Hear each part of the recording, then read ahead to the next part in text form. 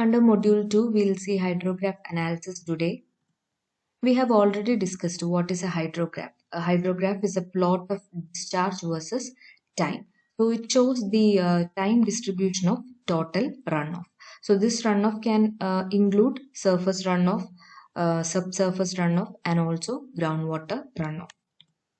Since a hydrograph is generated from a runoff due to precipitation, which results from either an isolated storm, that is a single storm, you could see a single peak here, or a series of consecutive storms.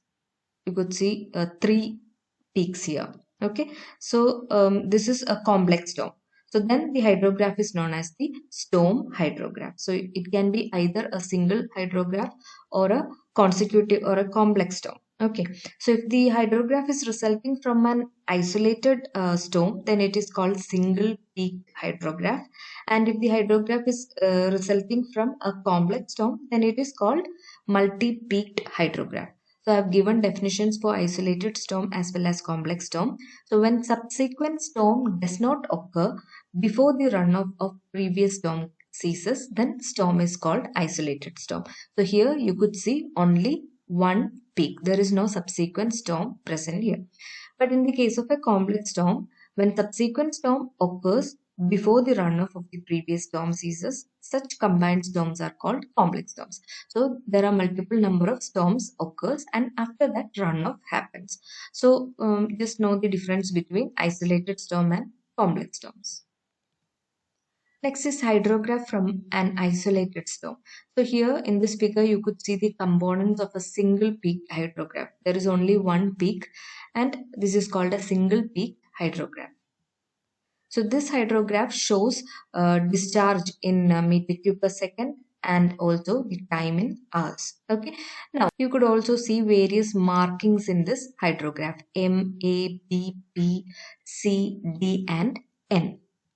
So you should understand this graph shows the direct runoff, and when the rainfall increases, the runoff also increases and it reaches a peak point. Then when the rainfall decreases, the runoff also starts to decrease, and then it comes to a stable portion.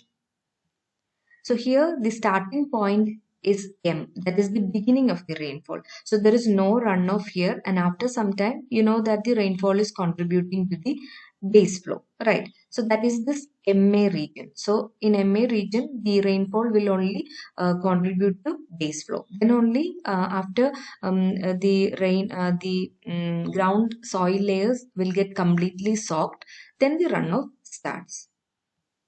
So this segment MA is called the base flow recession portion. Okay. Then after the soil layers gets completely soaked, runoff starts and it keeps on rising. So the rising segment we call as rising limb. That is this AB portion. Okay. Now again the runoff continues and it reaches a point, a peak point, that is capital P, and we call it as peak flood. So here is the maximum flood. And the BC portion together it is called as the crest of the hydrograph or the crest segment. CREST, crest. Okay. Now, when the rainfall slows down, the runoff decreases, and which is represented as CD segment here, and it is called as the falling limb. Here you could see falling limb. Okay. Now at the end of the storm, again the rainfall is contributing to only the base flow. So that is the segment DN. Okay. Now the points B and C are called as the inflection points. That is where the change in segment happens. That is, this is AB segment, which is the rising limb. Then it changed to the second segment, that is the BC portion, which is the crest. And then it at C point it again changes to the next segment, which is called the falling limb. Okay. So the points B and C are called as the inflection points. So this is all about the elements of a single peak hydrograph, and this portion is very important. Next topic is base flow separation. We know that when rain falls, the excess water will flow as a runoff to a nearby water body. So we want to know whether this runoff is actually the overland flow or the base flow. So we already studied surface and subsurface flow, which is base flow and overland flow. So the total runoff is both base flow plus overland flow. Okay. Now, how to find out whether the total runoff contains base flow or overland flow? We have to separate both the flows. So, in order to separate the base flow, both the flows, that is the base flow and the overland flow, we are doing base flow separation.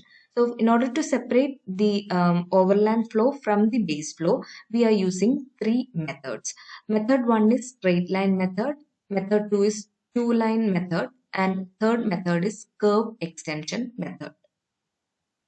So I'll explain once again. Base flow separation is often used to determine what portion of a stream flow hydrograph occurs from base flow and what portion occurs from an overland flow. Now let's see these three methods. Now check this first diagram, straight line method.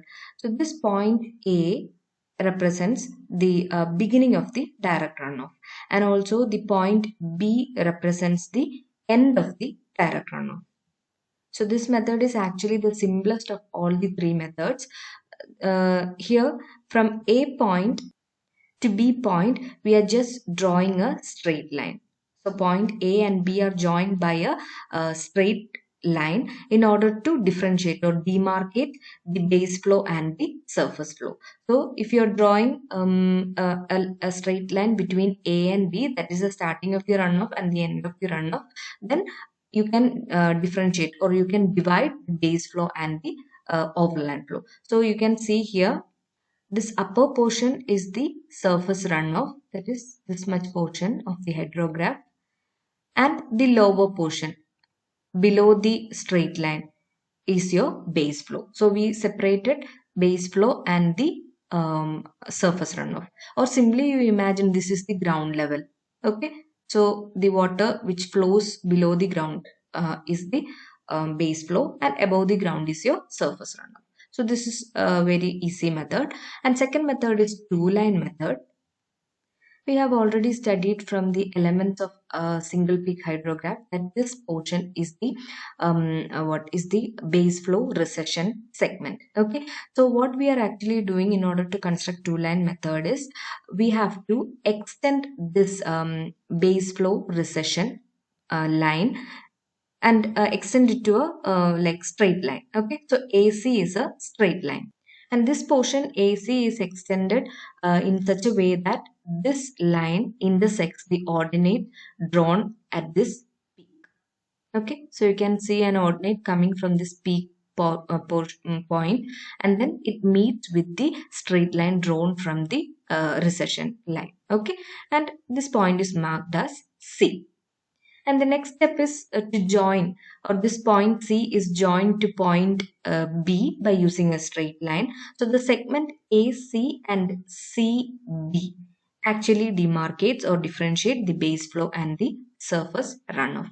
So here you could see ACB, this portion, this upside portion of the hydrograph contributes to the surface runoff, and below ACB, all these portion contributes your base flow. Okay. Now the third method is curve extension method. So we already studied in the elements that B and C points are the inflection points. Okay. So in this diagram, P1 is the point of inflection.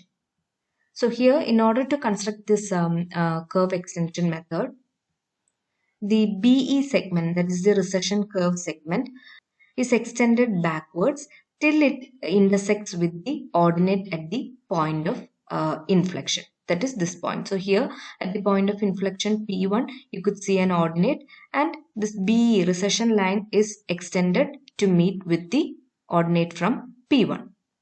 Later, the points A and F are joined by using a smooth curve. Okay, so that's it. Then after that, after the construction, you could see A FB, above which you could see the, or the hydrograph portion is the contribute the storm, surface runoff, and below which you could see the base flow. So this method clearly shows the groundwater contribution to the runoff. Okay.